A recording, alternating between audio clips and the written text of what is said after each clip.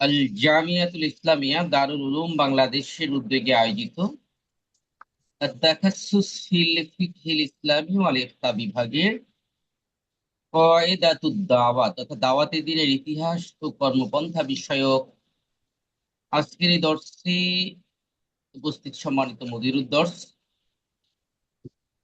দেশ বা প্রবাস দূর বা নিকট থেকে যারা এই সংযুক্ত হয়েছেন, একান্ত প্রিয় ওলামায়ে হযরত, সকলকে জানাই অন্তরের অন্তঃস্থল থেকে হৃদয় নিংড়ানো ভালোবাসা মিশ্রিত সশ্রদ্ধ সালাম ও মোবারকবাদ। রব্বে কারীমের কৃতজ্ঞতা প্রকাশ করছি, যিনি রহমান, যিনি রহিম, যার দয়ার কোনো শেষ নেই, করুণার অন্ত নেই। পবিত্র জুমা বারের এই প্রত্যুষে বাদাল ফজর যিনি আমাদেরকে এই মহতী দর্শে সংযুক্ত হবার সুযোগ করে দিয়েছেন।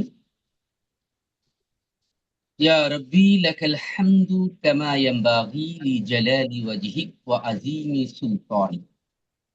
শত সহস্র দুরূদ ও সালাম পেশ করছি হাবিবে কিবরিয়া সাইয়্যিদুল আম্বিয়া মুহাম্মদুর রাসূলুল্লাহ সাল্লাল্লাহু আলাইহি ওয়াসাল্লামের শানে, যাকে পৃথিবীতে প্রেরণের অন্যতম কারণ হিসেবে কোরআনে কারিমের 61 নম্বর সূরা সূরা সফের 9 নম্বর আয়াতে কারিমায় ঘোষিত হয়েছে, হুয়াল্লাযী আরসালা রাসূলাহু বিল হুদা ওয়া দীনিল হাক্কি লিইয়ুযহিরাহু আলা দীনি কুল্লিহি ওয়ালাউ কারিহাল মুশরিকুন। তিনি আল্লাহ তার নবীকে সত্য দ্বীন এবং হেদায়াত সহকারে পাঠিয়েছেন অন্য সকল দ্বীনের উপরে, ইসলামকে বিজয়ী করার জন্য, আর তা মুশরিকদের কাছে যতই অপছন্দনীয় হোক না কেন।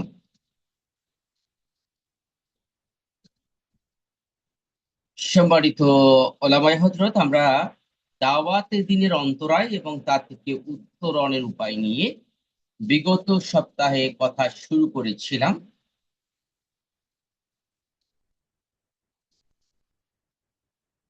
আমরা আলোচনা করেছিলাম সর্বশেষ শিক্ষার বিপর্যয় নিয়ে, তথা 5টি পয়েন্ট আমরা গত সপ্তাহে আলোচনা করেছিলাম।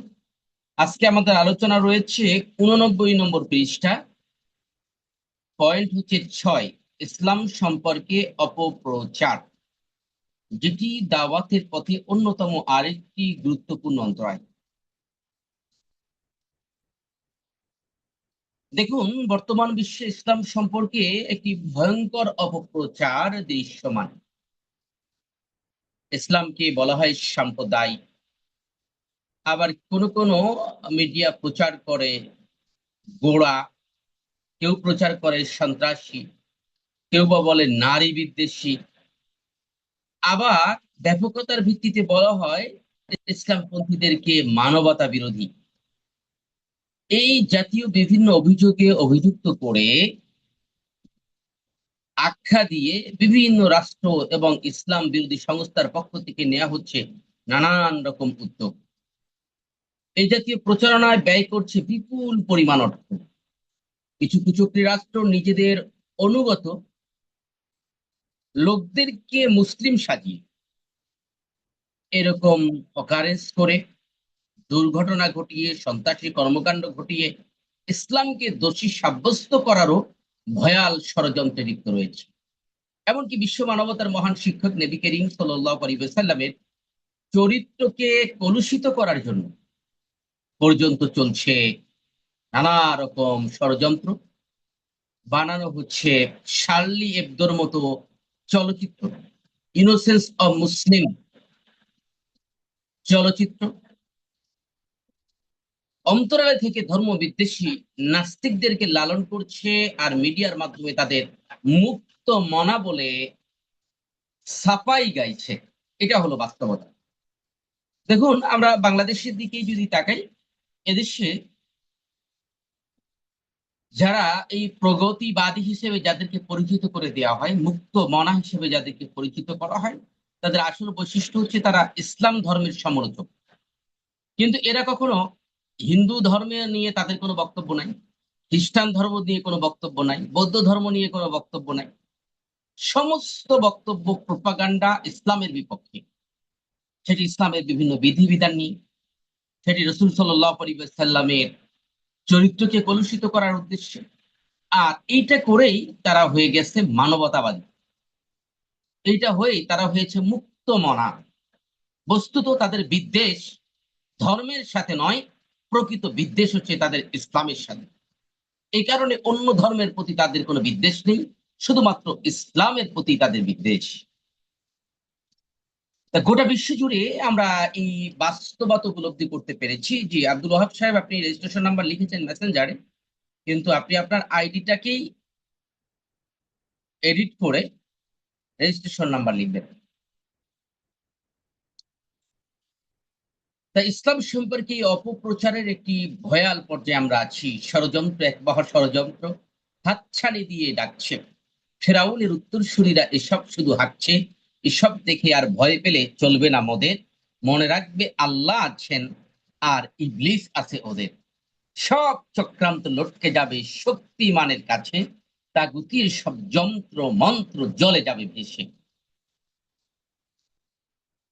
7 নম্বর পয়েন্ট হলো মুসলিম নামধারী শাসক গোষ্ঠীর বিরোধিতা।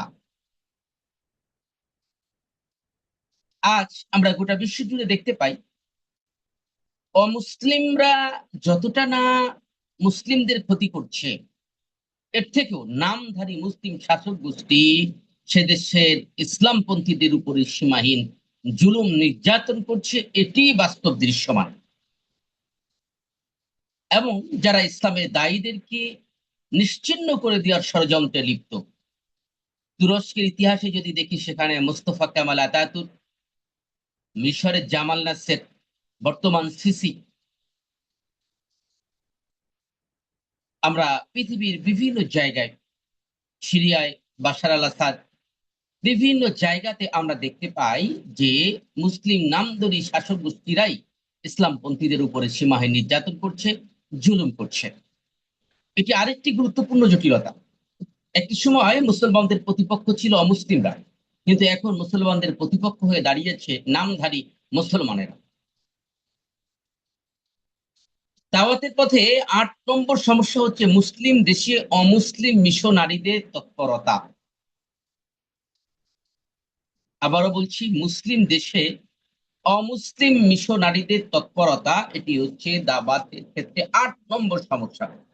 সাম্প্রতিক সময়ে মুসলিম দেশে অমুসলিম মিশনারিদের তৎপরতা অনেক অংশে বেড়ে গিয়েছে, তৎপরতা খুবই দৃশ্যমান হয়। তারা সেবার আড়ালে মুসলিমদের বিশ্বাস, চিন্তা, চেতনা, সংস্কৃতি ধ্বংসের নীল নকশা বাস্তবায়ন করছে। এই জন্য তারা গড়ে তুলেছে বিভিন্ন সেবামূলক প্রতিষ্ঠান, যেমন হাসপাতাল, তারপরে শিক্ষা প্রতিষ্ঠান, তারপরে যে শিক্ষা প্রতিষ্ঠানগুলো তারা তৈরি করেছে, সেখানে তারা তাদের স্বভাবজাত কার্যক্রমগুলোই করার জন্য ছাত্রদেরকে উদ্বুদ্ধ করে। মানে খ্রিস্টান স্কুল নিয়ে যদি আপনাদের ধারণা থাকে, ঢাকাতে বেশ কয়েকটা আছে। এই স্কুলগুলোতে তারা তাদের ব্যক্তিগত, মানে তাদের ধর্মীয় উৎসবগুলো পালন করে অত্যন্ত আড়ম্বরের সাথে, এবং সেই উৎসবগুলোতে মুসলিম ছাত্ররাও অংশগ্রহণ করে, বা কখনো কখনো অংশগ্রহণ করা বাধ্যতামূলক হয়। ইসলামী সংস্কৃত রীতিনীতির পরিবর্তে তাতে রীতিনীতি যাতে এই মুসলমান সন্তানেরা পছন্দ করে, এই জাতীয় কর্মসূচির অন্যতম লক্ষ্যতা। মিশনারিরা নিজেদের মতবাদ প্রচারের জন্য প্রকাশনা প্রতিষ্ঠানও গড়ে তুলেছে। সেখান থেকে তারা স্বনামে বেনামে এমন সব বই, পুস্তক, সাময়িকী, পোস্টার সহ বিভিন্ন রকম জিনিসপত্র প্রকাশ করে, যা থেকে সাধারণ মানুষ বুঝতে পারে না এগুলো মুসলিমদের লেখা নাকি অমুসলিমদের লেখা। মানে ইসলামিক টার্ম ব্যবহার করে তারা তাদের দাওয়াত পৌঁছে দেওয়ার চেষ্টা করছে। খ্রিস্টানদের যেমন বিনামূল্যে বিলিকৃত একটা বইয়ের নাম হলো মরণে নাই ভয়। এই নামটা যদি কোনো মুসলিম দেখে, মনে করবে যে এটা বোধহয় একটা ইসলামিক বই হবে। কিন্তু এই বইয়ের মধ্যে লেখা হয়েছে বাইবেলের তুলনায় কোরআন অতি নিকৃষ্ট। বর্তমান বিশ্বের সকল প্রভাবশালী সংবাদ সংস্থা, সংবাদকর্মী এবং সংবাদের সাথে সংশ্লিষ্ট বিশ্লেষক দল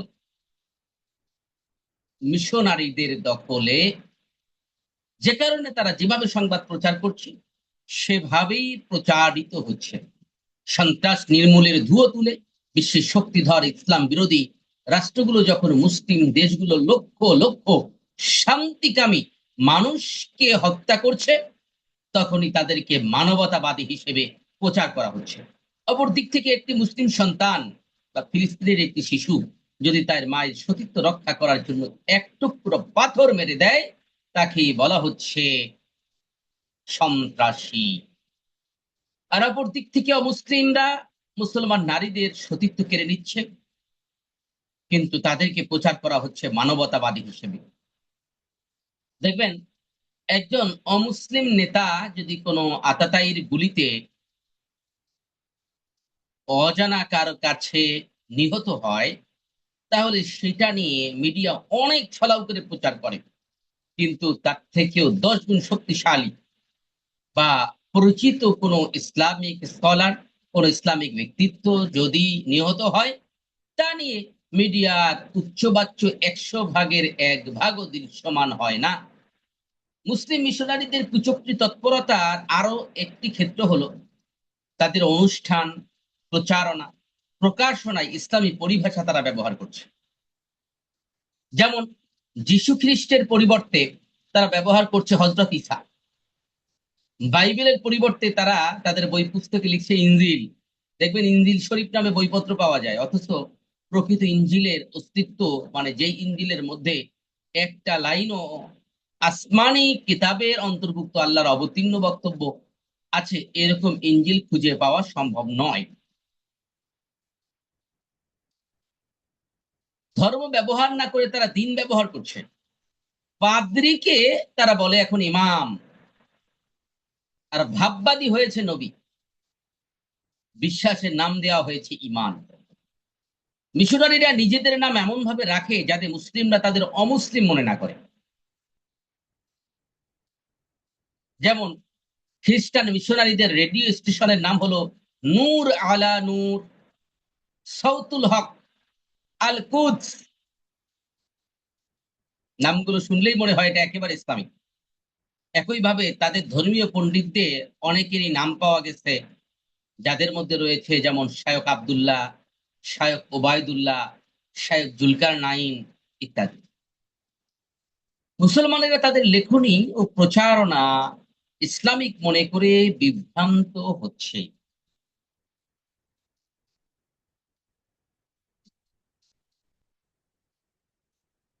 আশা করি এই পয়েন্টটি বুঝতে পেরেছেন যে কত বড় ভয়াল এক ষড়যন্ত্র আমাদের সমাজেই দৃশ্যমান। আপনাদের মনে থাকবে একসময় দেশে খুব আলোচিত হয়েছিল, বাংলাদেশের একটি প্রত্যন্ত অঞ্চলে এক খ্রিস্টান দম্পতি আমেরিকা থেকে এসে স্বাস্থ্যসেবা প্রদান করছে। ভাবতে পারেন, শুধুমাত্র সেবার মন মানসিকতা নিয়ে কেউ আমেরিকা থেকে সপরিবারে বসবাস করছে। বাস্তবতা হচ্ছে এটি উঠে এসেছে পরবর্তী তদন্তের মধ্য দিয়ে। তারা তাদের ছাত্র জীবনে ওয়াদা করেছিল তাদের সমগ্র জীবন মিশনারিদের জন্য, মানে খ্রিস্টান ধর্মের প্রচারে তারা ব্যয় করবে। এ কারণে প্রত্যন্ত অঞ্চলে যায় তারা, শহরে কেন থাকে না, এটাও একটা গুরুত্বপূর্ণ দিক। প্রত্যন্ত অঞ্চলের মানুষেরা, বিশেষ করে গ্রামগঞ্জের মানুষেরা অনেক সময় অর্থনৈতিকভাবে দুর্বল থাকে, অনেক সময় তাদের এই ষড়যন্ত্র বুঝতে পারে না। এই ফলশ্রুতিতেই তারা এই কার্যক্রমগুলো চালায়। বাংলাদেশের পাহাড়ি অঞ্চল, উত্তরবঙ্গের বেশ কিছু অঞ্চলে খ্রিস্টান মিশনারিদের তৎপরতা অত্যন্ত ভয়াবহ। সেখানে মুসলমানেরাও খ্রিস্টান হয়ে যাচ্ছে, আর উপজাতিরা খ্রিস্টান হচ্ছে ক্রমান্বয়ে। এই পরিমাণটা তো যথেষ্ট বেশি। আপনি বান্দরবনে নেক্ষ্যংছড়ি সহ একেবারে পাহাড়ি এই যে অঞ্চলগুলো আছে সেই জায়গাগুলো দেখেন, হ্যাঁ, খাগড়াছড়ির যে জায়গাগুলো পাহাড়ি অঞ্চল, উপজাতিদের বসবাস, এই অঞ্চলগুলোতে দেখেন যে অসংখ্য উপজাতিরা খ্রিস্টান হয়েছে, এবং তারা কিন্তু আশা রাখছে যে একটা পর্যায়ে খ্রিস্টান রাষ্ট্র তারা প্রতিষ্ঠা করবে। অথচ এই জায়গাগুলো যদি ইসলামের দাওয়াত দেওয়া যেত, তাহলে এই উপজাতিদেরকে ইসলামে দীক্ষিত করাও সম্ভব হতো। এই নিয়ে না আছে আমাদের রাষ্ট্রীয় কোনো উদ্যোগ বা রাষ্ট্রীয় কোনো সহযোগিতা, কিছুই নেই। যতটুকু হচ্ছে বেসরকারি ভাবে আমাদের কিছু ভাইরা চেষ্টা প্রয়াস চালিয়ে করছেন, সেক্ষেত্রেও নানা রকম অন্তরায় তৈরি হচ্ছে। এমনকি যারা ইসলাম গ্রহণ করছে তারা মাঝে মধ্যে বড় ধরনের জটিলতায় পড়ছেন, কারণ সেইভাবে প্রশাসনিক সাপোর্ট নেই।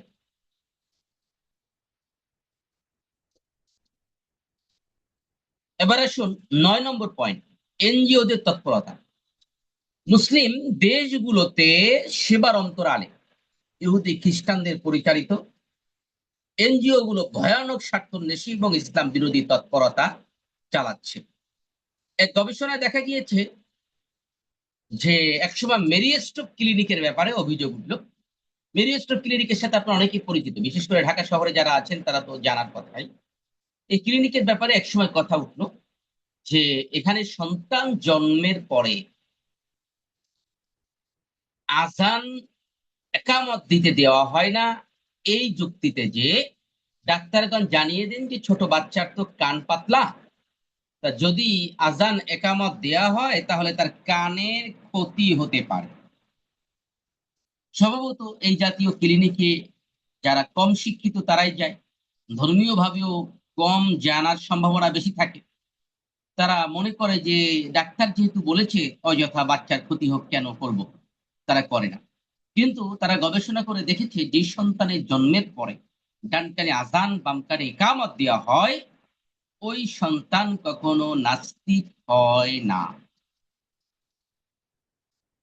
আমরা যখন রুহের জগতে ছিলাম, আল্লাহ তাআলা প্রশ্ন করেছিলেন, আলাস্তু বিরব্বিকুম, আমি কি তোমাদের রব নই?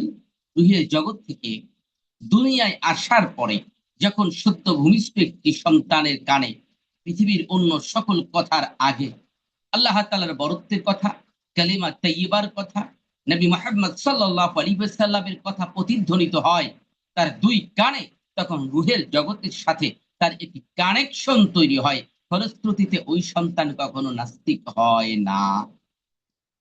সেহেতু যদি কিছু সময় এই আজান একামত থেকে দূরে রেখে অন্য কথাগুলো তার কানে প্রবিষ্ট করানো যায়, তাহলে ওই সন্তানকে নাস্তিক হবার সম্ভাবনা বেশি থাকে, বানানো সহজ হয়।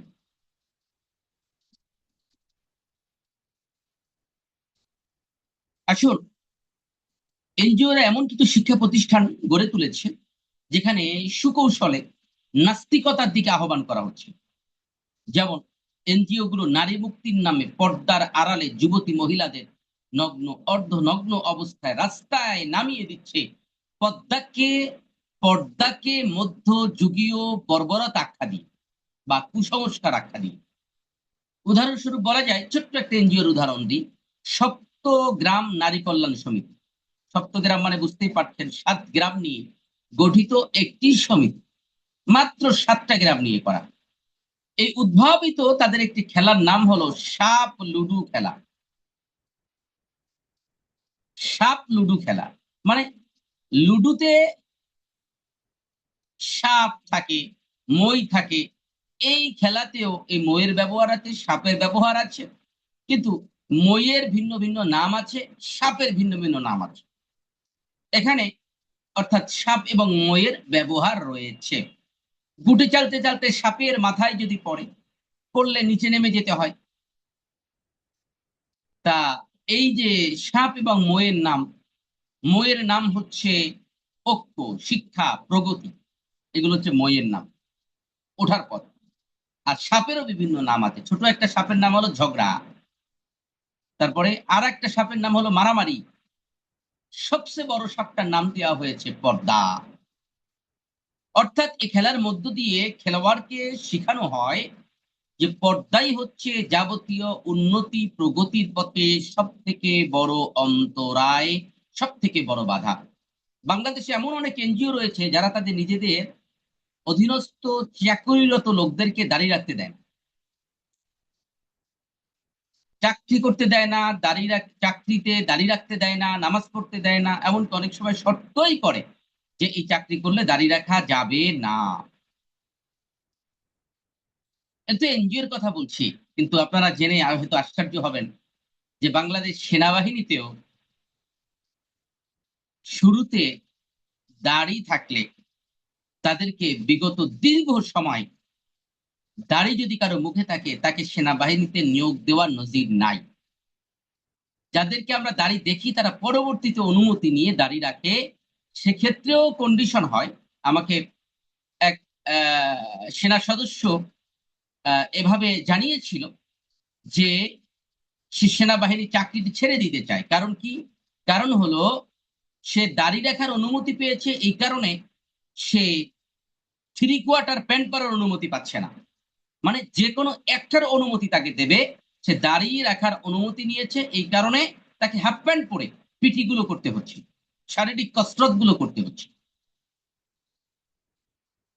আর যদি সে বলে যে না আমি থ্রি কোয়ার্টার পরবো, তাহলে সে দাঁড়িয়ে রাখার অনুমতি পাচ্ছে না। তাহলে এরকম জটিলতা সরকারি প্রতিষ্ঠানে পর্যন্ত রয়েছে।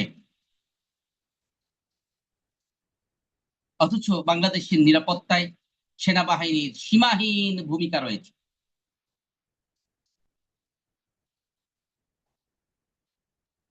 তা এই যে আমরা দেখতে পাচ্ছি যে এনজিও গুলোতেও এই ধরনের শর্ত আরোপ করা হচ্ছে। আরো একটি ভয়াবহ ব্যাপার হলো, এনজিও গুলো পরিবার ভাঙনের রোধের কথা বলে, পরিবার ভাঙন রোধের কথা বলে গোপনে নিঃসন্তান নারীদের শরীরে অন্য পুরুষের শুক্রাণু প্রবেশ করিয়ে দিচ্ছে। কথাটা আরেকটু ক্লিয়ার করে বলি। অনেক সময় দেখা যায় পুরুষের সমস্যার কারণে অনেক নারীর সন্তান হয় না।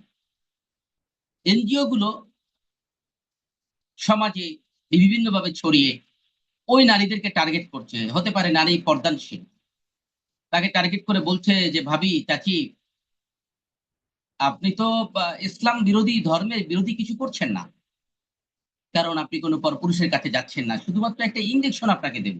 এই ইঞ্জেকশনে যদি আপনি গর্ভবতী হয়ে যান, আপনার সন্তান হয়, আপনি সন্তানের মা ডাক শুনতে পেলেন, আপনার পরিবারের অশান্তি দূরীভূত হলো, তারপরে আপনার স্বামী খুশি হলো, আপনি তো খারাপ কিছু করছেন না, সমস্যা কোথায়?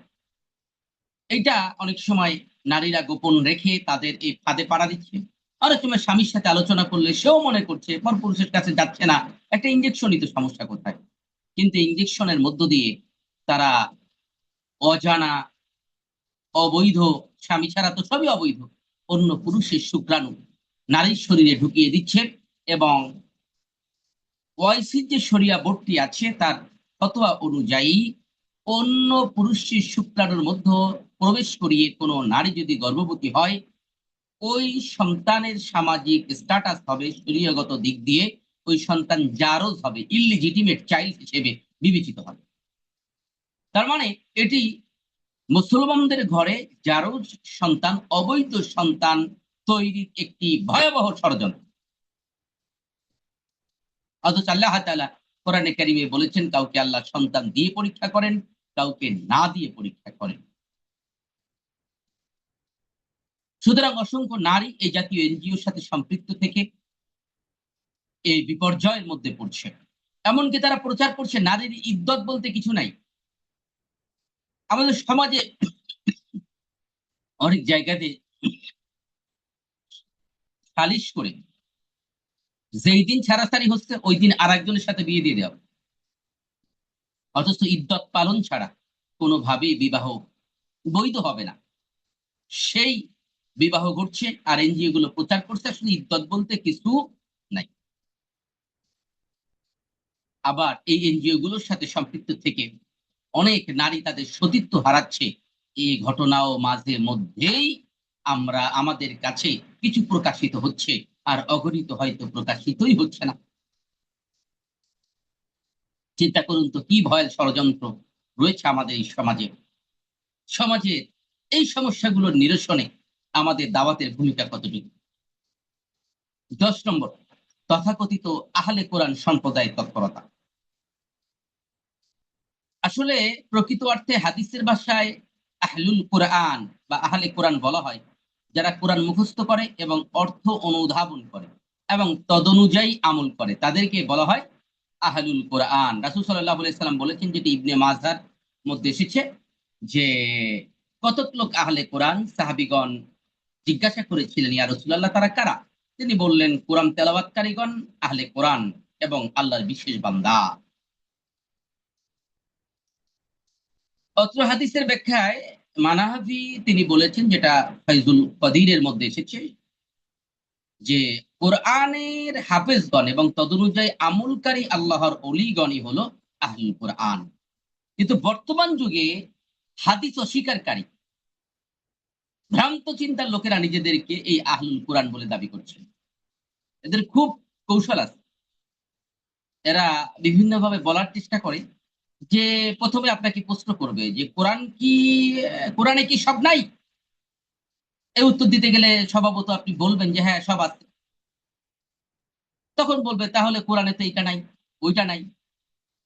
এই জন্য কোরআনের সব আছে এই কথার আলোচনা করতে গিয়ে আমরা এভাবে বলবো যে কোরআনে সকল বিষয়ের মূল তত্ত্ব আলোচনা করা হয়েছে, কিন্তু শরিয়াতের বিধিবিধানগুলো মানার প্রক্রিয়া হাদিসে এসেছে। এই কারণে হাদিস হচ্ছে কোরআনের ব্যাখ্যা, এবং নবী সাল্লাল্লাহু আলাইহি ওয়াসাল্লাম যে কথাগুলো বলেছেন সেগুলো যে মানতে হবে এ ব্যাপারে কোরআনে কারীমে বহু জায়গায় বক্তব্য রয়েছে। সূরা নজম 53 নম্বর সূরা 3 এবং 4 নম্বর আয়াতে আল্লাহ তাআলা বলেছেন, ওয়ামা ইয়ানতিকু আনিল হাওয়া ইন হুয়া ইল্লা ওয়াহয়ু ইউহা। নবী সাল্লাল্লাহু আলাইহি সাল্লাম এমন কোনো কথা বলেন না যা তাকে ওহী হিসাবে জানানো না হয়। রসুলে না গুপ্ত তা না গুপ্ত জিব্রাইল, জিব্রাইল না গুপ্ত তা না গুপ্ত পরওয়ারদিগার। রাসূল সাল্লাল্লাহু আলাইহি সাল্লাম এমন কোনো কথা বলেন না যা তাকে জিব্রাইল না বলে, আর জিব্রাইল এমন কোনো কথা বলেন না যা তাকে পরওয়ারদিগার আল্লাহ তাআলা না বলেন। কোরআনে কারীমের মধ্যে এসেছে ইয়া আইয়ুহা রাসূলু, দুঃখিত, কোরআনে কারীমের মধ্যে এসেছে আতিউল্লাহ ওয়া আতিউর রাসূলা ওয়া উলিল আমরি মিনকুম। তোমরা আনুগত্য করো, আল্লাহর আনুগত্য করো, তার রাসূলের এবং উলিল আমরের। কোরআনের মধ্যে এসেছে রাসূল যা নিয়ে এসেছেন তা তোমরা গ্রহণ করো, যা নিষেধ করেছেন তা থেকে তোমরা দূরে থাকো। কোরআনের মধ্যেই সূরা আলে ইমরানের 31 নম্বর আয়াতে বলা হয়েছে কুল ইন কুনতুম তুহিব্বুনাল্লাহ, যদি তোমরা আল্লাহর ভালোবাসা পেতে চাও হে নবী আপনি বলে দেন ফাত্তাবিউনি, আমি নবীর অনুসরণ করো। সুতরাং কোরআন মানার নামে যারা হাদিসকে অস্বীকার করে তারা কোরআনের এরকম বহু আয়াতকে অস্বীকার করে। আর পৃথিবীর সকল উলামায়ে কেরাম একমত কোরআনে কারীমের একটা আয়াতকে যদি অস্বীকার করে সে কাফের হয়ে যায়। আসুন আমরা এই সম্প্রদায় নিয়ে আরো কিছু কথা বলার চেষ্টা করি যারা নিজেদেরকে এই আহলে কোরআন হিসেবে দাবি করছে।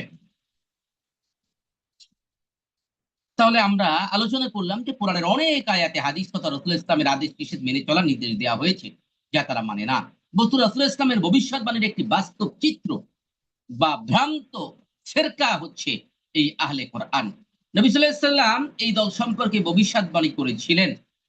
কোথায় আছে সে হাদিসটি? হাদিসটি আছে আবু দাউদ শরীফের 4605 নম্বরে, মিশকাতের মধ্যেও এসেছে হাদিসটি।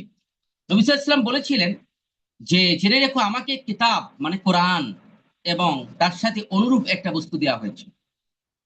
অচিরেই এমন এক সময় আসবে যখন কোনো পেট পুরে খাদ্য গ্রহণকারী প্রাচুর্যবান ব্যক্তি তার আসনে বসে হেলাম দিয়ে বলবে তোমরা শুধু এই কোরআনকেই গ্রহণ করো, তাতে যে হালাল পাবে তা হালাল আর তাতে যে হারাম পাবে তা হারাম মনে করো। এই কথাটাই কিন্তু আহলে কোরআনরা বলছে। এখানে রাসূলুল্লাহ সাল্লাল্লাহু আলাইহি ওয়াসাল্লাম একটা ইঙ্গিত দিয়েছেন যে প্রাচুর্যবান ব্যক্তি মানে ধনী হবে এরা। দেখবেন বর্তমানে যারা এই আহলে কোরআন এরা সকলেই ধনী, হয় তাদের পরিচয়গতভাবে তারা ডাক্তার অথবা ইঞ্জিনিয়ার। তাদের বিভিন্ন জায়গা দিয়ে বড় বড় ডোনেশন আসে, গরিব খুঁজে পাবেন না। উত্তরাতে একটা বিশাল জায়গা নিয়ে একটা ইউনিভার্সিটি করার পরিকল্পনা নিয়েছিল। সেখানে এক ভদ্রলোক আছে, সে তার ব্যাপারে খোঁজ খবর নিয়ে জানা গেল। শুরুতে অনেকেই বুঝতে পারে নাই। সে প্রথমে বলেছে যে আমি একটা কোরআনিক ইউনিভার্সিটি করতে চাই। অনেকে সাড়া দিল, বিশাল অঙ্কের বেতনও দেওয়ার অফার করলো। বড় বড় ফ্ল্যাট দিলে এক একজনকে 2526 স্কয়ার ফিটের ফ্ল্যাট। তা এছাড়া 70-80 হাজার টাকা করে বেতন দেওয়া শুরু করলো। অনেকেই গেল, কিন্তু একটা পর্যায়ে দেখলো যে সে এদেরকে সামনে বসিয়েই সাহাবায়ে কেরাম রাদিয়াল্লাহু তাআলা আনহুমদেরকে সরাসরি গালিগালাজ করে এবং সেটা বলার চেষ্টা করে যে হাদিস মানার কোনো দরকারই নাই। হাদিস অনেক পরে এটা হলো সংকলন হয়েছে, হাদিস সংরক্ষণের দায়িত্ব আল্লাহ তাআলা নেন নাই, সেহেতু শুধু কোরআনই মানতে হবে। পরবর্তীতে সেখান থেকে ওলামায়ে কেরাম বেরিয়ে এসেছেন। কিন্তু এই যে ব্যক্তি শত শত কোটি টাকার মালিক, তার আসল পরিচয় হচ্ছে সে আহলে কোরআন। এই জন্য রাসূলুল্লাহ সাল্লাল্লাহু আলাইহি ওয়াসাল্লাম আগামী ইঙ্গিত দিয়েছিলেন যে এরা অর্থনৈতিকভাবে স্বাবলম্বী থাকে। তাহলে অর্থ হাদিসে আমরা বুঝতে পারি। আমরা আরেকটা হাদিস দেখতে পারি, সেটিও আবু দাউদ শরীফের 4604 নম্বর হাদিস। সেখানে বলা হয়েছে, আমি যেন তোমাদের মধ্যে কাউকে এমন অবস্থায় না পাই যে সে তার সুসজ্জিত আসনে হেলান দিয়ে বসে থাকবে এবং তার নিকট যখন আমার আদিষ্ট কোনো বিষয় বা আমার নিষেধ সম্বলিত কিছু অর্থাৎ হাদিস উত্থাপিত হবে, তখন সে বলবে আমি তা জানি না, আল্লাহ তাআলার কিতাবে আমরা যা পেয়েছি তাই অনুসরণ করব। রাসূল সাল্লাল্লাহু আলাইহি ইসলামের এই বাণী, ভবিষ্যৎবাণী হিজরি ২য় শতকের শেষের দিকে বাস্তবে দেখা দেয়। এ সময় এমন কিছু লোকের আবির্ভাব ঘটে যারা সুন্নাতকে অস্বীকার করে। ইমাম শাফি রহমাতুল্লাহ আলাইহি এমন একদল হাদিস অস্বীকারী ব্যক্তির সাথে তার মুনাজারার কথা কিতাবুল উম্মে উল্লেখ করেছেন। কিতাবুল উম্মের ২৮৭ থেকে ২৯২ নম্বর পৃষ্ঠায় এই জাতীয় আলোচনা তিনি করেছেন। সেখানে তিনি তার দাবির অসারতা প্রমাণ করেছেন, মানে তাদের দাবির অসারতা। অতঃপর দীর্ঘ ১১শত বছর হাদিস অস্বীকারীদের অস্তিত্বের কোনো প্রমাণ মেলেনি। বিগত শতাব্দী তথা ত্রয়োদশ হিজরিতে এই ফিতনার পুনরাবির্ভাব ঘটে মিশর, ইরাক এবং ভারতে। বর্তমানে বাংলাদেশে এই ভ্রষ্ট আকীদার কিছু ব্যক্তির আবির্ভাব লক্ষ্য করা যায়, যারা কোরআন মানার নামে হাদিসকে অস্বীকার করে। কেউ কেউ আবার আকলের দোহাই দিয়ে সহিহ হাদিসকে অস্বীকার করে ফেলে। এমনকি সাহাবায়ে কেরাম রাদিয়াল্লাহু তাআলা আনহুমদেরকে নিয়ে বিরূপ মন্তব্য করতে দ্বিধাবোধ করেন। এই আহলুল কোরআনের মধ্যে ২ টা গ্রুপ আছে বাংলাদেশে। একটা হলো একেবারে কট্টরপন্থী আহলে কোরআন, যারা হাদিস একেবারেই মানে না। আরেকটা গ্রুপ আছে আকলের দোহাই দিয়ে যে হাদিসটা তার আকলে মেলে সেইটা মানে, আর যেইটা তার কাছে মনে হয় ঠিক না সেটা মানে না। সেটা বুখারীর মধ্যে থাকলেও মানে না। এবং এর পিছনে, এই প্রচারণার পিছনে একটা ভয়াল ব্যাপার আছে।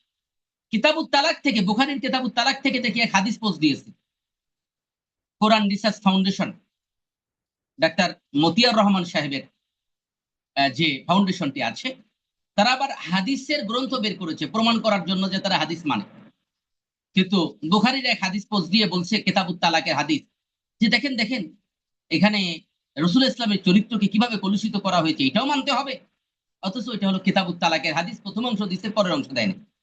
এবং এটা কোন ভাবে তা উল্লেখ করে নাই, বোঝাতে চাইছে কিতাবুত তালাকের আলোচনা করতে গিয়ে যে রসুল ইসলাম পরনারীর প্রতি এইভাবে দৃষ্টিপাত করেছেন। নাউজুবিল্লাহ। অর্থাৎ এটি একটি ভয়ের ষড়যন্ত্র নবীজির চরিত্রকে কলুষিত করার জন্য। কারণ নবীজির ভালোবাসা যদি দূরে সরিয়ে দেওয়া যায়, তাহলে আসলে এই কোরআনের কথা বলা নয়, এই কোরআন থেকে দূরে সরিয়ে দেওয়াটা মোটেও কঠিন হবে না। তা এটিও কিঞ্চিত মানে ক্রমান্বয়ে আস্তে আস্তে করে হাদিস অস্বীকার করতে করতে এক পর্যায়ে কুফরের দিকে নিয়ে যাওয়ার একটি ষড়যন্ত্র বই ছাড়া আর কিছুই নয়। তারপরে ইমাম শাফি রহমাতুল্লাহ আলাইহির কথা বলছিলাম, যে যেখানে তিনি তাদের এই দাবির অসারতা তুলে ধরেছেন। আর বর্তমানের সময়ে এসে আমরা এমনটি দেখতে পাচ্ছি, কেউ আবার আকলের দোহাই দিয়ে হাদিসকে অস্বীকার করছে, এমনকি সাহাবা ইকরাম রাদিয়াল্লাহু তাআলা আনহুমদেরকে দিয়ে বিরূপ মন্তব্য করতে দ্বিধাবোধ করছে না।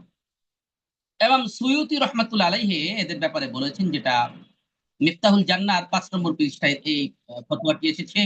তিনি বলেছেন তারা কাফের এবং ইসলাম হতে খারিজ। তাদের হাসর হবে ইয়াহুদি ও নাসারা বা অন্য ভ্রান্ত মতাবলম্বীদের সাথে। কেন কাফের? এটা আমি আগেই বলেছি। তারা কোরআনের অনেক আয়াতকে অস্বীকার করছে এবং সহিহ হাদিসকেও অস্বীকার করলে সেটিও কুফরির আওতায় পড়ে। কোরআনই বলছে নবী সাল্লাল্লাহু আলাইহি ওয়াসাল্লাম অনুসরণ করতে। তা এই আহলে কোরআন সম্প্রদায় আমাদের সমাজে ক্রমান্বয়ে বিরাজমান হচ্ছে। এই সংখ্যাটা কিন্তু বৃদ্ধি পাচ্ছে। তারা বিভিন্ন অনলাইন মাধ্যমে প্রচারণা চালাচ্ছে। মাঝে মধ্যে বিভিন্ন পোস্ট পর্যন্ত তারা বুস্ট করছে। তারা মাঝে দেখলাম হঠাৎ করে যে এই যে মসজিদ বানানোর উপরে যে হাদিসটি রয়েছে, যে দুনিয়া মসজিদ বানায় আল্লাহ তাআলা জান্নাতে তার জন্য ঘর বানান। এই হাদিসটাকে তারা উল্লেখ করে বলতেছে যে এই একটা হাদিসে কোটি কোটি টাকার অপচয় হচ্ছে।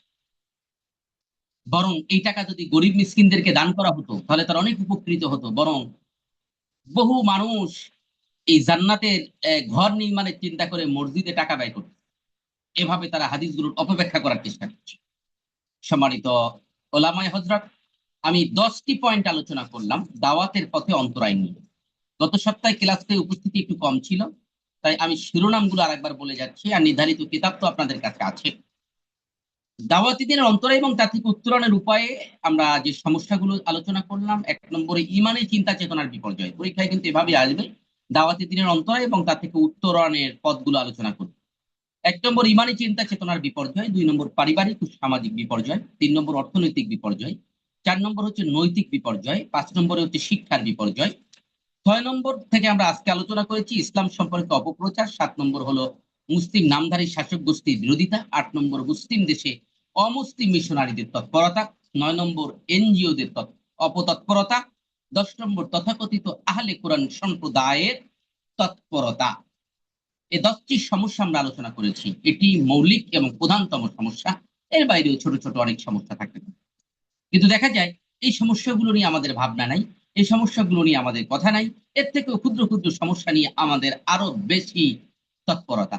কিন্তু এই সমস্যাগুলো আরো বেশি ভয়াবহ। যে সমস্যাগুলো বেশি গুরুত্বপূর্ণ সেইগুলোকে প্রাধান্য দিয়ে এরপরে আমরা ছোট ছোট সমস্যাগুলো নিয়েও ভূমিকা রাখবো ইনশাআল্লাহ। এখন আসুন, এই যে সমস্যাগুলো আলোচনা হলো, যারা 2টি ক্লাস করেছেন তাদের কাছে মনে হতে পারে তাহলে এ থেকে উত্তরণের পথ কি? এটা তো আমাদের সমাজের প্রতিটি রন্ধ্রে রন্ধ্রে ছড়িয়ে পড়েছে, আমরা কি করতে পারি? 1 নম্বরে আমরা যেটি করতে পারি, মানে অন্তরায় সমূহ দূরকরণের জন্য দায়ীদের করণীয় কি? 1 নম্বর হচ্ছে ওয়াজ নসিহত, সভা, সেমিনার, সিম্পোজিয়ামের মাধ্যমে ইসলামের বিধিবিধান, রীতিনীতি, আদর্শ, উদ্দেশ্য বড় মানুষের সামনে সহজ ভাষায় আমরা তুলে ধরতে পারি। যুক্তির সাথে ইসলাম সম্পর্কে করা অপপ্রচারের জবাব দেওয়া, হাদিস শাস্ত্রের গুরুত্ব এবং ইসলামী দণ্ডবিধির প্রকৃত দর্শন নিয়ে সেমিনারে, সিম্পোজিয়ামে আলোচনা করা। সেমিনার সিম্পোজিয়ামের ব্যাখ্যা আমি গত ক্লাস বা তার আগের ক্লাসে দিয়েছিলাম, কোনটাকে সেমিনার বলে আর কোনটাকে সিম্পোজিয়াম বলে। সেমিনার মানে একই বিষয়ে একাধিক আলোচক বক্তব্য দেন, আর সিম্পোজিয়াম মানে এক বিষয়ে একজন বক্তা কথা বলে। 2 নম্বর পত্র পত্রিকা, কবিতা, প্রবন্ধ, ব্যানার, ফেস্টুন প্রভৃতির মাধ্যমে ইসলাম সম্পর্কে বিস্তারিত জানার সুযোগ করে দেব। তৎনির্ভর যুগ উপযোগী বই প্রকাশ করে বিনামূল্যে মানুষের মধ্যে ছড়িয়ে দেব। 3 নম্বর সমাজে এমন কল্যাণমুখী আদর্শিক শিক্ষা ব্যবস্থা গড়ে তোলা, যে শিক্ষা ব্যবস্থা অধ্যয়নকারী শিক্ষার্থী ইসলাম সম্পর্কে হবে সম্যক অবহিত এবং ইসলামের বিধান মানতে বদ্ধপরিকর থাকবে। ইসলাম বিরোধীদের কোনো অপপ্রচার যাদেরকে ভুল পথে পরিচালিত করতে পারবে না, এবং এই শিক্ষা ব্যবস্থা এমন একদল মানুষ তৈরি করবে যাদের মধ্যে থাকবে ইসলামী চিন্তাবিদ, আইনবিদ, বিচারক, তার্কিক, ধর্মীয় চেতনা সম্পন্ন ডাক্তার, ইঞ্জিনিয়ার, এমনকি সেনা অফিসার, এবং প্রশাসনিক দায়িত্ব পালনও তারা হবে সর্বাধিক যোগ্য। এই পয়েন্টটা ভালো করে বুঝে নেবেন। তার মানে এখানে আমি মাদ্রাসা বুঝাই নাই, মাদ্রাসা তো আলেম তৈরির জন্য রয়েছেই, কিন্তু এমন কিছু ইসলামিক স্কুল গড়ে তোলা দরকার। কারণ আপনি যদি সেনাবাহিনীর অফিসার বানাতে চান, সায়েন্স ব্যাকগ্রাউন্ড, বিজ্ঞান ব্যাকগ্রাউন্ড ছাড়া তাকে সেনাবাহিনীর অফিসার বানানো সম্ভব নয়। এমনকি এসএসসি এইচএসসি তে গোল্ডেন প্লাস থাকা দরকার যদি সেকেন্ড লেফটেন্যান্ট পদে কেউ জয়েন করতে চায়। মানে যেই পদে জয়েন করার ফলেই এক পর্যায়ে সেই মেজর হয়, কর্নেল হয়, বা কি বলে সে সেনা প্রধান পর্যন্ত হতে পারে। এই নিয়োগের প্রথম প্রক্রিয়াটাই হলো, প্রথম জায়গাটাই হলো তাকে সায়েন্স ব্যাকগ্রাউন্ডে এসএসসি এবং এইচএসসি পাস থাকতে হবে এবং সেখানে গোল্ডেন এ প্লাস পেতে হবে। তাহলে এমন কোন ইসলামিক শিক্ষা প্রতিষ্ঠান যদি গড়ে তোলা যায় যেটা স্কুল, কিন্তু সেখানে শরিয়াতের মৌলিক সকল জ্ঞানগুলো তাকে দেওয়া হবে, যে কারণে সে সেনা অফিসার হোক, পরবর্তীতে সে ডাক্তার হোক, ইঞ্জিনিয়ার হোক, বা সে বিসিএস করে প্রশাসনিক দায়িত্ব পালন করুক, কিন্তু ইসলাম সম্পর্কে কোনো অপপ্রচারই তাকে দমাতে পারবে না, কারণ শরিয়াতের মৌলিক সকল জ্ঞানগুলো তাকে ভূমিকাতে দেওয়া হয়েছে। তাহলে কি হবে? প্রশাসনিক এই বড় বড় জায়গায়, সেনাবাহিনীর এই উচ্চতর জায়গাগুলোতে ষড়যন্ত্রকারীদের রুখে দেওয়ার জন্য লোক তৈরি হবে। বাংলাদেশে কত পার্সেন্ট ছাত্রছাত্রী আসলে মাদ্রাসায় পড়ে, শতকরা সর্বোচ্চ 10%, এর বাইরে 90% ছাত্রছাত্রী কিন্তু জেনারেল শিক্ষায় শিক্ষিত হচ্ছে। সুতরাং জেনারেল শিক্ষাগুলোকে যদি আমরা ইসলামাইজেশন করতে পারি, সেটি অনেকাংশে ইসলামের দিকে ফিরিয়ে আনার জন্য ভূমিকা রাখতে পারে। 4 নম্বর, বেতার, টেলিভিশন, সংবাদপত্র সহ বিভিন্ন সংবাদ মাধ্যমকে করতে হবে আরো শক্তিশালী। নিজেদের উদ্যোগে ইসলামের ধাঁচে এই জাতীয় ব্যবস্থাপনা বাড়াতে হবে। সংবাদপত্রের মোকাবেলায় সংবাদপত্র, টেলিভিশনের মোকাবেলায় টেলিভিশনের বিকল্প নেই। ইসলাম বিরোধীরা যেখানে এসব মাধ্যম ব্যবহার করে ভুল তথ্য পরিবেশন করছে, সেখানে দায়ীরা এসব মাধ্যম ব্যবহার করে ইসলাম ও মুসলমান সম্পর্কে সঠিক তথ্য প্রদান করবেন। বিরোধীদের অশুভ তৎপরতা চোখে আঙুল দিয়ে দেখিয়ে দিবেন। 5 নম্বর, ইসলামিক এনজিও এবং সমাজসেবামূলক সংঘ প্রতিষ্ঠা করা। দারিদ্র নিপীড়িত মানুষদেরকে আমরা যদি ইসলাম বিরোধীদের এই ফ্রি চিকিৎসা বা নামমাত্র মূল্যে চিকিৎসা নিতে যদি নিষেধ করি, তারা শুনবে না। কিন্তু বরং আমরা যদি মেরি স্টোক ক্লিনিকের পরিবর্তে Amena Stopes, Fatema Stopes clinic বানাতে পারি, এবং তাদেরকে যদি বলি যে মেরি স্টোক ক্লিনিকে না গিয়ে আপনি আমেনা স্টোক ক্লিনিকে আসেন, তাহলে সে সহজেই মেনে নেবে। কিন্তু বিকল্প ব্যবস্থা না করে যদি আমরা বলি, তাহলে অর্থনৈতিক দৈন্যতার কারণে সে কখনো আসবে না। বাংলাদেশে সেবার নামে যে সকল ইসলামিক হাসপাতাল, ক্লিনিক গুলো হয়েছে, এগুলোতে মারাত্মক পর্যায়ের খরচ, যেটা এই অমুসলিমদের এই চিকিৎসালয় থেকে অনেক অনেক গুণ বেশি। সুতরাং বিকল্প চিকিৎসা সেবার ব্যবস্থা করা এবং আর্থিক সহযোগিতার জন্য ইসলামিক এনজিও প্রতিষ্ঠা করা, সুদমুক্ত ঋণ প্রকল্প চালু করা, কর্জে হাসানা প্রকল্প চালু করা, এগুলো যদি করা যায়, এটি আপনারা চাইলে মসজিদ কেন্দ্রিকই কিন্তু তৈরি করতে পারেন। মসজিদ কেন্দ্রিক আপনি 15 জন, 20 জন বা 30 জন একটা লিস্ট করলেন, বললেন যে আপনারা প্রত্যেকে 2000 করে এখানে কর্জে হাসানা প্রকল্পে টাকা রাখেন, বা 5000 করে রাখেন। 1-1.5 লাখ টাকার একটা ফান্ড তৈরি হল। তা যে এখান থেকে যার প্রয়োজন উপযুক্ত কারণ দেখায় একটা কমিটি থাকবে, কমিটি পর্যালোচনা করে তাদেরকে ঋণ দেবে। আবার একটা মেয়াদ থাকবে, ওই মেয়াদ শেষে সে তার ঋণ পরিশোধ করে দেবে। তাহলে এই সুদের এনজিওর কাছে মানুষ ধার নিতে যাবে না। এভাবে বিকল্প ব্যবস্থা তৈরি করা গেলে সুবিধা অনেক বেশি। এরপরে আপনি মসজিদ কেন্দ্রিক চাইলে, আমি বোধহয় আগের ক্লাসে বলেছিলাম যে আপনি জাকাত উত্তোলন করতে পারেন। দেখুন, যদিও নামাজ কায়েম এবং জাকাত আদায়ের প্রকৃত দায়িত্ব রাষ্ট্রকে দেওয়া হয়েছে, সূরা হাজের 41 নম্বর আয়াতে বলা হয়েছে, আল্লাযীনা ইম্মাক্কান্নাহুম ফিল আরদ, তোমাদের মধ্যে যাকে দুনিয়ার কর্তৃত্ব দেওয়া হবে তাদের 4টা কাজ থাকবে: নামাজ কায়েম করা, হ্যাঁ, আকামাস সালাত, তারপরে জাকাত আদায় করা, হক কথার নির্দেশ দিয়ে অসৎ কাজে বাধা প্রদান করা। কিন্তু এই রাষ্ট্র করছে না, এজন্য কি আমরা মসজিদ বানাই নাই? আমরা প্রতিটি এলাকায় বেসরকারি ভাবে, ব্যক্তিগত উদ্যোগে, সামাজিক উদ্যোগে শত শত মসজিদ আমরা তৈরি করেছি। বাংলাদেশে কয়টা মসজিদ সরকারি? এই তো মাঝখানে এই মডেল মসজিদ হওয়ার কারণে সরকারি মসজিদের সংখ্যা বেড়েছে। এর আগে তো সরকারি ভাবে মসজিদ সংখ্যা ছিল না, সেখানে ইমাম সাহেবদেরকে বেতন দেওয়া হচ্ছে, মসজিদকে আমরা সুন্দরভাবে সাজিয়ে রাখছি। তাহলে নামাজের ব্যাপারে যেমন বিকল্প ব্যবস্থা গ্রহণ করেছি, জাকাতের ক্ষেত্রেও কি বিকল্প ব্যবস্থা জরুরি নয়? রাষ্ট্র যেহেতু করছে না, অবশ্যই জরুরি। সেক্ষেত্রেও আমরা সামাজিকভাবে জাকাত আদায় এবং বন্টনের একটা উদ্যোগ নিতে পারি।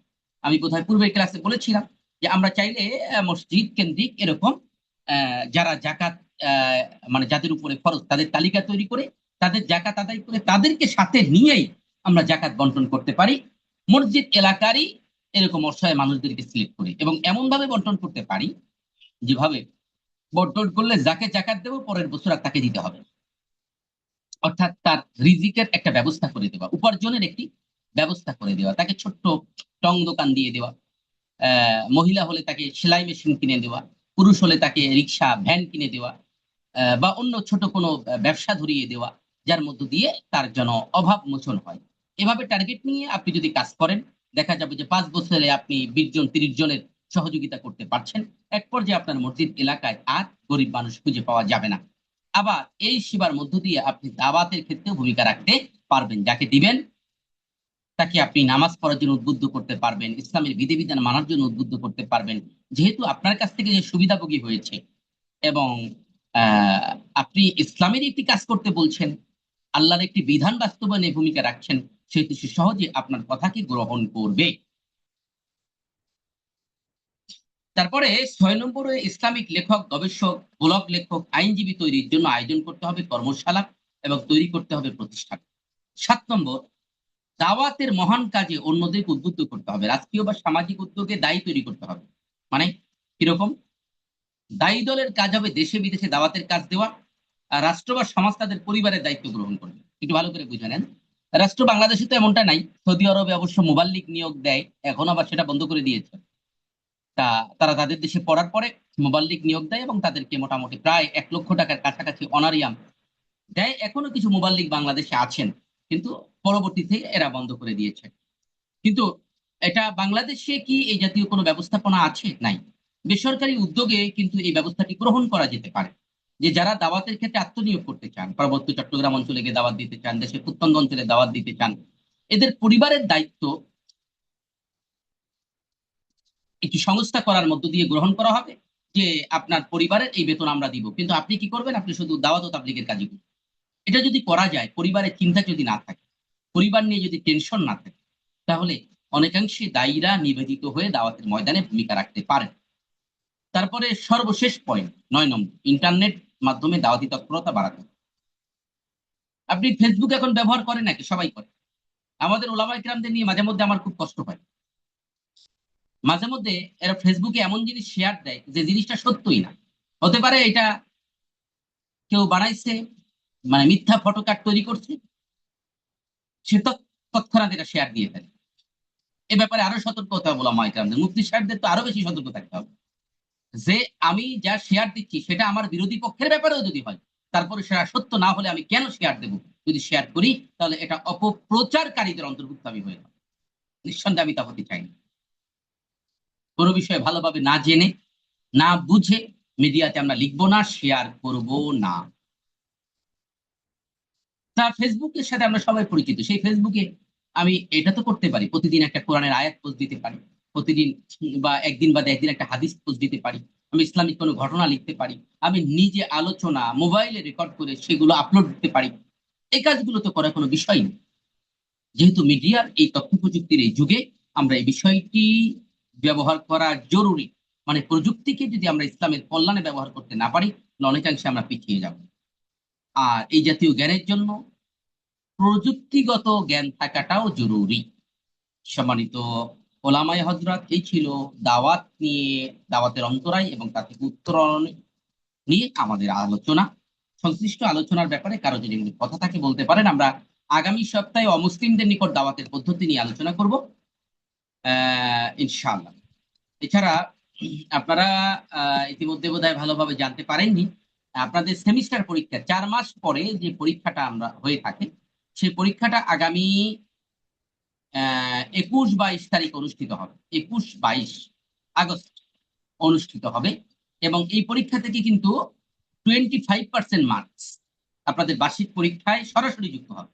সেহেতু এই সেমিস্টার পরীক্ষাটা অত্যন্ত গুরুত্বপূর্ণ, অত্যন্ত গুরুত্বপূর্ণ। তাছাড়া ক্লাসে উপস্থিতির উপরে আপনাদের হাজিরার মার্কস আছে। ক্লাস শেষে আপনাদের যে গ্রুপ আছে, এই গ্রুপে রেজিস্ট্রেশন নাম্বার লিখে দেওয়ার কথা। আশা করি মুদিরুদ দর্শে কথাটা বলেছেন। তাহলে আমাদের হাজিরা নিতে আরো সহজ হবে, যে আপনারা কারা যুক্ত হলেন এটা যদি লিখে দেন তাহলে আমাদের জন্য আরো বেশি সুবিধা হবে। তা এই পরীক্ষা যেহেতু সামনে চলে আসলো, অনলাইনেই হবে পরীক্ষাটা, আমরা নোটিশ দিয়ে বিস্তারিত জানিয়ে দেবো 2-4 দিনের মধ্যে। সে কারণেই আপনারা এখন থেকে পূর্বের দর্শের ভিডিওগুলো বেশি বেশি দেখার চেষ্টা করেন। আর আগামী মাসের মোটামুটি 10 তারিখের মধ্যেই আপনারা একটা সাজেশন পেয়ে যাবেন, প্রশ্নের অনুরূপ একটা সাজেশন পেয়ে যাবেন। ওই সাজেশন থেকেই প্রশ্ন হবে, সাজেশনের উপরে ওস্তাদরা ক্লাস নেবেন। তা এখন থেকে আপনারা পূর্বের ভিডিওগুলো দেখা শুরু করেন, যেহেতু পরীক্ষা নিকটবর্তী, আর মাত্র কি বলা যায়, মানে 20-22 দিন রয়েছে সেই পরীক্ষা, সেহেতু পরীক্ষার জন্য এখন থেকে ইনশাআল্লাহ প্রস্তুতি নেন। আর আপনাদেরকে আরেকটা কোর্সের দাওয়াত আমি গত সপ্তাহে দিয়েছিলাম, আমাদের তাখাসসুস ফিল কিরাত ওয়া তাসবিত কোর্সটি শুরু হয়েছে। এখানে দেশ বিদেশের বরেণ্য কারিগণ ক্লাস নিচ্ছেন, দক্ষ শায়খরা ক্লাস নিচ্ছেন। আপনারা এই কোর্সে ভর্তি হয়ে যেতে পারেন। এটি প্রতি রবি এবং সোমবারে সকাল 5:30 থেকে সকাল 7টা পর্যন্ত ক্লাস হয়। আপনাদের যাদের সুযোগ আছে এই কিরাত কোর্সে আমাদের সাথে যোগাযোগ করে ভর্তি হয়ে যেতে পারেন ইনশাআল্লাহ। আল্লাহ তাআলা আপনাদেরকে কবুল করুন। ইসলাম বিরোধী দাওয়াতের পথে যে অন্তরায়গুলো রয়েছে, অন্তরায়গুলো নিরসনে কার্যকরী ভূমিকা রাখার তৌফিক দান করুন। আসুক আবার ফিরে হেরার আলোর দিন, রহমের দুয়ার খুলে দেন। হে রব্বুল আলামিন, হে আল্লাহ, তুমি রক্ষা করো দুনিয়া আর দিন, শান শওকাতে পূর্ণ হোক নিখিল মুসলিমিন ওয়াকিরু দাওয়ানা উস্তাদ জি, আনিল আমার প্রশ্ন হামদুলিল্লাহ। ছিল, প্রিয় উস্তাদ আমার জি জি, প্রশ্ন বলেন ছিল বলেন। আহ, এখন আমরা তো যে বিষয়টা নিয়ে আলোচনা করেছিলাম যে দাওয়াতের দিনের অন্তরায় নিয়ে, যে এনজিওরা আমাদের দাওয়াতের দিনের কতটুকু ক্ষতি করতেছে। কিন্তু ওস্তাদ আমাদের জীবন চলার পথেও তো অন্তরায় করে দিচ্ছে এনজিওরা। যেমন আমি যদি আপনাকে উদাহরণ দেই, ব্রাক নামে একটা এনজিও আছে, এবং আপনার যদি আমরা উদাহরণ দেই, বাংলাদেশ রেড মানে এমন একটা এনজিও আছে, এবং মনে করেন যে সেভ দ্য চিলড্রেন একটা এনজিও আছে। তারা কি করে মা ও শিশুদেরকে বিভিন্ন সময় টিকা দিয়ে থাকে। এখন যে বিষয়টা, যে টিকাগুলো যদি আমরা মা এবং শিশুরা গ্রহণ না করে, অনেক সময় চিকিৎসার ক্ষেত্রে বড় ধরনের ঝুঁকি তৈরি হয়। বর্তমানে আমি যদি মানে রাইট নাও একটা উদাহরণ দেই, বর্তমানে আমাদের চলতেছে হাম রোগের একটা ব্যাপক আকার হুম হুম ধারণ করেছে বাংলাদেশে। এবং আমার ফ্যামিলিতে এমনটা হয়েছে। তো যেটা দেখা গেছে, হামের টিকাগুলো মাস্টলি আমাদের এলাকায় যারা টিকা দিতে আসে তাদের থেকে আমাদের নিতে হবে। যদি আমরা না নেই, আমাদের এই নামটা লিখে সরকারিভাবে এটা লিস্টি করে দেওয়া হয় যে এরকম তারা হামের টিকা নিচ্ছে না, আমাদেরকে ওই জায়গা থেকে মানে সিগন্যাল দেওয়া হয় যে তোমরা নেও না কেন, তোমাদের যদি কোনো সমস্যা হয় তাহলে কিন্তু আমরা মানে কি করতে পারবো না, চিকিৎসা করতে পারবো না। এটা সরকারিভাবে আমাদেরকে দেওয়া হয়। তাছাড়া আমরা আমরা সুস্থ থাকার জন্য এখন আমাদেরকে নিতে হচ্ছে। অথচ এই যে টিকাগুলো দিচ্ছে, বিভিন্ন সময় যে টিকাগুলো দিচ্ছে এলাকা এলাকায়, তারা ব্রাক এবং আমার কাছে লিস্ট আছে 10টার মতো, আমি লিস্ট করেছি, এরা আমাদেরকে টিকাগুলো দিচ্ছে। এরা বেশিরভাগই আপনার অমুসলিম সংস্থা, খ্রিস্টান সংস্থা। তো এখন আমরা তাদেরকে ছাড়া তো চলতেও পারতেছি না। এখন এটা থেকে উত্তরণের উপায় কি? তাদের টিকা নেওয়া ছাড়া তো আমরা চলতেও পারতেছি না। আর এটার কোনো তো গ্যারান্টি নাই যে তাদের টিকার মধ্যে এমন কিছু মিশিয়ে দিচ্ছে না যেটা ইসলাম বিদ্বেষী, যেটা কোরআন হাদিসের বিদ্বেষী। এমন তো মানে এটা আমার মনে হয় মানে আমি ধারণা করি 80%ই মানে সত্য হবে যে এটার মধ্যে ইসলাম বিদ্বেষী কিছু তারা মুসলমানদের মধ্যে ঢুকিয়ে দিচ্ছে। তো এগুলো থেকে উত্তরণের উপায় কি? বা এটা তো কেমন যেন সরকারি হয়ে গেছে এখন, এনজিও গুলো সরকারের এত সহযোগিতা নিচ্ছে, কেমন যেন ব্রাক এটা কি তারা একটা এনজিও নাকি সরকারি বোঝা যায় না, এটা কেমন জানি সরকারি হয়ে গেছে। তো এগুলা নিয়ে যদি একটু আলোচনা করতেন। জি, কি সুন্দর কোন? কথা বলেছেন। এনজিওদের তৎপরতা নিয়ে কিছু কথা আমি বলেছি, এর বাইরেও তৎপরতা আছে, এটা ঠিক, এবং সরকারও বিভিন্ন সময় তাদেরকে ডোনেট করছে। আর আন্তর্জাতিকভাবে তো ডোনেশন দেওয়াই হচ্ছে, নচেত এনজিও গুলো চলবে কি করে? এরা তো চলছে এইভাবে। যদিও ব্র্যাক আহ কে অমুসলিম এনজিও বলা হয় না, মানে ব্র্যাকের প্রতিষ্ঠাতা ফজলে আবেদ, তিনি যদিও নামধারী মুসলিম, কিন্তু নিঃসন্দেহে মানে ইসলামিক চরিত্রের সাথে তার কোনো সম্পর্ক নাই। তা বিষয়টি হলো যে এটি শুধু ব্র্যাক বলতে না, বা ওয়ার্ল্ড ভিশন আছে, জি জি। যারা মাঠ পর্যায়ে এরকম কাজ করে। দেখা যায় যে তারা চেষ্টা করে একজন হুজুরকেও দাওয়াত দিতে, একজন খ্রিস্টানদের ঠাকুরকেও দাওয়াত দিতে, একজন খ্রিস্টানদের একজন পাদ্রীকেও দাওয়াত দিতে, হিন্দুদের একজন ঠাকুরকেও দাওয়াত দিতে। হ্যাঁ ওই হ্যাঁ স্যার। অনুষ্ঠানে তারা জন্ম নিয়ন্ত্রণ নিয়ে আলোচনা করে, আচ্ছা। এবং সেখানে বিরিয়ানি খাওয়ায় দেয়। অথচ এই ওয়ার্ল্ড ভিশনের একেবারে থানা পর্যায়ে পর্যন্ত যারা দায়িত্ব পালন করছে তাদের মধ্যে একজনও মুসলিম নাই। জি। এনজিও গুলোর এক্সেস তো সরকার দিয়েছে, এটা বাস্তবতা। এখন মূল জায়গাটা হলো, এইটাকে আপনি যদি দূর করতে চান, আমি সমস্যার অন্তরায়গুলো নিয়ে যে কথাগুলো বলেছি তার মধ্যে উত্তরগুলো এসে গেছে। কেন? আপনি প্রশাসনিক পর্যায়ে লোক পাঠানো ছাড়া এই জায়গাটাকে যথার্থ মানে রিকভার করতে পারবেন না, পারবেন না। হ্যাঁ। বরং সরকারের উপর একটি চাপ তৈরি করার জন্য এটি এর বাইরেও কিছু কার্যক্রম থাকতে পারে। ইসলামিক যে দলগুলো আছে, তারপরে হেফাজতে ইসলাম আছে, তাদের পক্ষ থেকে সরকারকে স্মারকলিপি দেওয়া যেতে পারে, এটা নিয়ে জি প্রতিবাদ সমাবেশ করা যেতে পারে। এটা জি একটা ব্যাপার। দ্বিতীয় হলো, এই করার মধ্য দিয়ে কিন্তু আমরা ফাইনাল করতে পারি না। যেমন জি জি। ধর্মীয় শিক্ষক নিয়োগের দাবি করা হয়েছিল প্রাইমারি স্কুলে, কিন্তু জি সেইখানে সরকার ধর্মীয় শিক্ষক নিয়োগের পরিবর্তে আগেই গানের শিক্ষক নিয়োগের ব্যাপারে তারা সিদ্ধান্ত দিয়ে দিচ্ছে। এর বিরুদ্ধে জি। কিন্তু আন্দোলন হয়েছে, সরকার এটা গ্রহণ করে নাই। তার মানে হলো প্রশাসনিক পর্যায়ে, এমনকি সরকারের গুরুত্বপূর্ণ দায়িত্বেও আমাদের প্রতিনিধিত্বকারী লোকজন পাঠানো দরকার। ইয়েস। ইসলামী খেলাফা প্রতিষ্ঠার আগ পর্যন্ত, ইসলামী খেলাফা প্রতিষ্ঠার আগ পর্যন্ত কিছু লোক এই ইসলামিক খেলাফার পক্ষে আছে এরকম কিছু লোককেও সরকারের সাথে সম্পৃক্ত করা, এটা ইসলামিক খেলাফা প্রতিষ্ঠার পথে অন্তরায় না, বরং সহায়ক। যদিও সেই জায়গার পরিবেশটা 100% ইসলামিক নয়, কিন্তু তারপরেও এই জায়গায় কিছু লোক থাকলে আমরা বড় বড় ষড়যন্ত্র থেকে বেঁচে যেতে পারি। আমরা শুধু এটা না, করোনার যে টিকা একসময় একেবারে বাধ্যতামূলক ছিল, একেবারে বাধ্যতামূলক, আপনি হজে উমরায় গেলেও করোনার টিকা দেখাতে হয়েছে, কিন্তু সর্বশেষ কি হলো, রিপোর্টে আসছে করোনার টিকা যারা দিয়েছে ম্যাক্সিমাম একটা না একটা সমস্যা হয়েছে তাদের। জি অবশ্যই তাহলে এই বিষয়গুলো অ্যালার্জির কিন্তু সমস্যা। একেবারেই প্রমাণিত, কিন্তু এই বিষয়টা এত জটিল যে সমস্যাগুলো, আমি তো এনজিওদের তৎপরতার পয়েন্টটা এনেছি, কিন্তু এরকম অসংখ্য পয়েন্ট আছে। এনজিওদের তৎপরতা নিয়ে একটা বই আছে মার্কেটে, সেখানে প্রায় 300-র কাছাকাছি এনজিওর একটা লিস্ট তৈরি করা হয়েছে যারা বিভিন্নভাবে এই ইসলাম বিরোধী তৎপরতার সাথে লিপ্ত। তা বাংলাদেশে প্রায় 4 লক্ষের মতো এনজিও আছে, এর ম্যাক্সিমাম ইসলাম বিরোধী, ম্যাক্সিমাম। এরপরে আসছেন ইসলামিক এনজিও কারা, ইসলামিক এনজিও যেমন আসুন্নাহ ফাউন্ডেশন, এটা ইসলামিক এনজিও, জি আমাদের শেখ আহমদুল্লাহ ভাই করেছেন। আপনি জি জি দেখেন তো তার বিরুদ্ধে কথা কি কম বলে, আমাদের লোকজন কি কম কথাবার্তা বলছে? না না স্যার, আপনি মনে করেন কি এর পিছনে অন্যদের ষড়যন্ত্র নাই? এর পিছনে অবশ্যই অন্যদের ডেফিনেটলি, ষড়যন্ত্র, ডেফিনেটলি।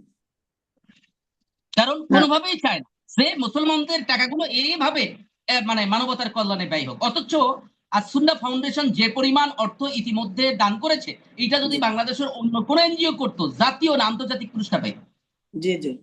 না আমি কিন্তু আমার, একটা পুরস্কারও আসুন্নাহ ফাউন্ডেশন পায় না।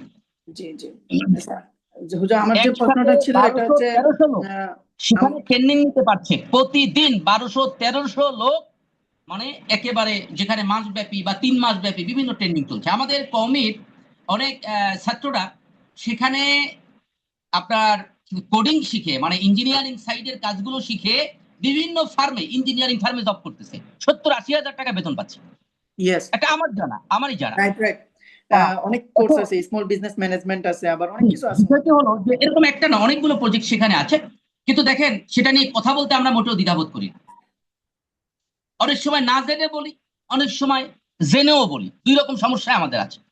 আমি কারো বিরুদ্ধে কথা বলার জন্য কমপ্লিট একটি ধারণা থাকা দরকার তাদের ব্যাপারে, যে তাদের সংবিধান কি, তাদের চলার প্রক্রিয়া কি, আমি জানি না, আগেই মন্তব্য করলাম।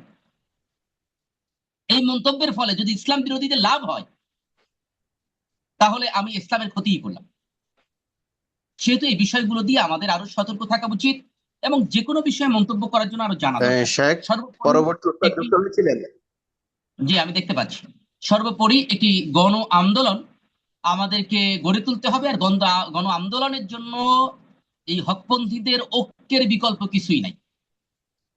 ঐক্য থাকতে হবে এবং লোক তৈরির জন্য কাজ করতে হবে। আমি যে পয়েন্টগুলো বলেছি, জি জি আপনি যা বলেছেন সবগুলো এর মধ্যে আছে, জি। কিন্তু আমি এর প্রত্যেকটা পয়েন্ট দিয়ে হয়তো আরো বিস্তারিত আলোচনা করলে সেই পয়েন্টগুলো আমাদের যে সামনে আমি আসবে। পয়েন্ট গুলা এবং ধরতে আপনাদের পারছি দায়িত্ব এবং হলো বুঝতে পারছি। বাকি আমি যেটা এই সমস্ত, বুঝাতে চাচ্ছিলাম এটা হচ্ছে যে আমরা মানে একটা আছে আয়াত আছে না, যে নিজে আগে বাঁচো কু আনফুসাকুম আলাইকুম নার, ওই আয়াত অনুযায়ী যদি আমল করতে যাই, যে এখন নিজের টিকা দিয়া সারা, মানে নিজের ফ্যামিলিকে আগে বললাম যে তোমরা টিকা দিও না, এটাও তো সম্ভব হচ্ছে না, এটাও তো বলতে পারতেছি না, নিজে যা সিরিয়াল দিয়ে টিকা দিতে হচ্ছে, মানে নিজে আগে সেবাটা নিতে না হচ্ছে। এটা আমি জানি না আপনি কোন এলাকায় বসবাস, এতটা বাধ্যতামূলক বলে আমার কাছে মনে হয় নাই। একমাত্র করোনার টিকা ছাড়া অন্য কোনোটাকে এতটা বাধ্যতামূলক করা হয়নি। হুজুর রাইট নাও কিন্তু একটা হামের টিকা চলতেছে, এটা আপনি হ্যাঁ নিতে আমার টিকা হবে। চলছে, কিন্তু এটা তো আমরা শহরে তো দেখি না বাধ্যতামূলক বলে। প্রচারণা করা হচ্ছে যে করেন, হাম হচ্ছে, আপনি টিকা দিলে দেন, কিন্তু এটাকে বাধ্যতামূলক করা হচ্ছে এরকম তো কিছু দৃশ্যমান হয় নাই। বা ঘরে কোনো ঘরে আপনি আসতেছে। সরকারি মেডিকেলে চিকিৎসা নিতে গেলে সেখানে যেটা দেখাতে হচ্ছে, এরকম কোনো রিপোর্ট তো অন্তত শহরে আমরা দেখি না। আমি জানি না আপনার এলাকা আছে কিনা। আমি তো একবারে প্রত্যন্ত অঞ্চলে থাকি না, আমি না, কুমিল্লায় আমের থাকি। টিকা কুমিল্লা বাধ্যতামূলক নয়। প্রায় বাধ্যতামূলকের কাছাকাছি, ঘরে ঘরে আসতেছে তারা। না ঘরে ঘরে আসবে এটা তো ভিন্ন ব্যাপার, এটা তো তাদের একটা প্রজেক্ট, কিন্তু আপনি অ্যাভয়েড করলে যে রাষ্ট্রীয়ভাবে কোনো ক্ষতির সম্মুখীন হবেন, এরকমটা কিন্তু এখনো দৃশ্যমান না। এমনকি করোনার হ্যাঁ, টিকাও যারা দেয় নাই তারাও কোনো জটিলতায় পরবর্তীতে পড়ে নাই, না আর যারা যা- দেয় নাই যা- তারাই অধিক সুস্থ। যারা হামের টিকাটা দিচ্ছে না তাদেরকে একটা লিস্ট নিয়ে আপনার একটা পর্যায়ে তারা পাঠাচ্ছে, যে মানে স্বাস্থ্য অধিদপ্তরে পাঠাচ্ছে যে তারা হামের টিকাটা নিচ্ছে না, এটা পাঠাচ্ছে, লিস্ট তাতে নিয়ে কি তারা এরপরে কি পাঠাচ্ছে। পুলিশ আসছে, না তাকে জবাবদিহিতা করা হয়েছে? আপনার ফান্ডামেন্টাল রাইটস, 18 ফান্ডামেন্টাল রাইটস আছে আমাদের এই কনস্টিটিউশন। পাঠানোতে কোনো সমস্যা আসছে হবে না, ওটা আমের টাকা না আনলে। 18টা, আবার ওস্তাদ যুক্ত হয়েছেন, আমি সময় নিব না। 18টা মৌলিক অধিকার নিয়ে আলোচনা করা আছে বাংলাদেশের সংবিধান। Rights of association, rights of memorandum, rights of speech, rights of religion. তা সেখানে আপনার এই যে কি বলে চিকিৎসা নেওয়া, এটাও একটা অধিকার, এটা আপনার অধিকার, এটা আপনার জন্য বাধ্যতামূলক না। এখন এনজিও গুলো তো প্রচারণা চালাবেই, তাদের টার্গেট ফলো মানে ফিল আপ করার জন্য বলবেই। কিন্তু এরপরে কি কখনো হয়েছে যে কোন এলাকায় যে পুলিশ বলছে আপনি টিকা নিচ্ছেন, নেন নাই কেন? কখনো আপনার গ্রামের মেম্বার এসে আপনার জবাবদিহিতা করতে এরকমটা হয়েছে কিনা? যদি এরকমটা না হয় তাহলে প্রোপাগান্ডা ভুল, মিথ্যা। শুধুমাত্র করোনার টিকাটা নেওয়ার জন্য কিছুটা চাপ দেওয়া হয়েছিল, এর কারণ হলো ব্যাপকভাবে ছড়িয়ে যাওয়ার ভয়ের কারণে সরকার এমনটা করেছিল। তা সেই জায়গা দিয়ে তো পরবর্তীতে ফিরে আসছে, এবং যারা টিকা নেয় নাই পরবর্তীতে তো আপনি পাস মানে ভিসার ক্ষেত্রে করোনার টিকা দরকারই হয় না। তাই জন্য এগুলো চোখ কান খোলা রাখতে হবে, কথা ষড়যন্ত্র অনেক রকমই চলবে। এই ষড়যন্ত্রের মোকাবেলা আমাদেরও বিকল্প ব্যবস্থা নিতে হবে ইনশাল্লাহ। এটা একটা ব্যাপার। 2 নম্বর হলো যে এই টিকাগুলোর মধ্যে কি আছে না আছে। এখন সরকারি তো অনেক সময় নিজেদের জনবল সংকট থাকার কারণে এনজিও গুলোকে দায়িত্ব দেয়। এখন সবগুলোই যে বিপজ্জনক এটা বলা যায় না যতক্ষণ পর্যন্ত কি বলে মেডিকেল ইনভেস্টিগেশনের মধ্য দিয়ে এটাকে প্রুফ না করা যাচ্ছে। এখন কিছু বিষয়ে আমরা না জেনেই হয়তো আক্রান্ত হচ্ছি, আবার আমি যখন না নিচ্ছি তখন দেখা যাচ্ছে বাচ্চা আক্রান্ত হচ্ছে, এটাও বাস্তবতা। এখন এটা যতটা আল্লাহর কাছে দোয়া কর আল্লাহ তাআলা যেন আমাদেরকে হেফাজত করেন। করোনায় আক্রান্ত হওয়ার পরে আমরা যে দোয়াটা বারবার পড়তাম, ওই দোয়াটাই আমাদের বেশি বেশি পড়া দরকার। আল্লাহ তাআলা আমাদেরকে, আমাদের পরিবারকে হেফাজত করুন। আসসালামু আলাইকুম ওয়া রাহমাতুল্লাহি ওয়া বারাকাতুহু।